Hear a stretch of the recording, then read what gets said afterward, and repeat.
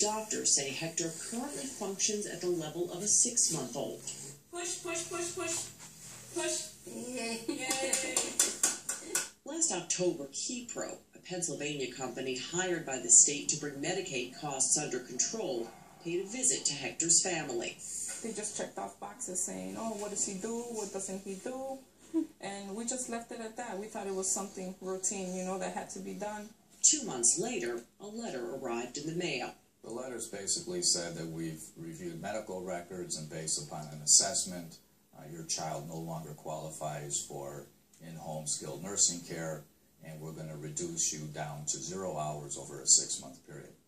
Robert Farley is a Naperville attorney who says more than 100 families across Illinois received similar letters. Farley has filed a class action suit against the state on behalf of Hector and other children. When a state bullies a family by saying you're not entitled to it, it's wrong. It's simply wrong. Farley contends the state lacks justification to alter the medically necessary care given to Hector and other families, and that federal law guarantees Medicaid patients the right to that care.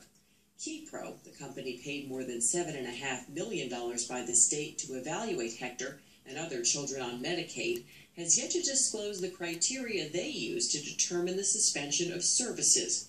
Meanwhile, Hector's parents, who both work to support their 5 children, worry about what's next. Probably we need to change the house, try find another cheap rent. I don't know, it's very hard to think what can I do. What is it, right here? No, no es justo. No es justo porque I don't just want to sit here and rely on public aid to pay for our rent, for our food. We work for our kids. I think I'm asking for something fair for my son. The state paid more than $37 million for the program providing nursing care to Hector and other children last year. To help solve the state's fiscal crisis, Governor Rauner wants to cut more than $100 million from Medicaid and another $26 million in social services, including programs for people with AIDS and autism. Critics say the governor is balancing the budget on the backs of the most vulnerable.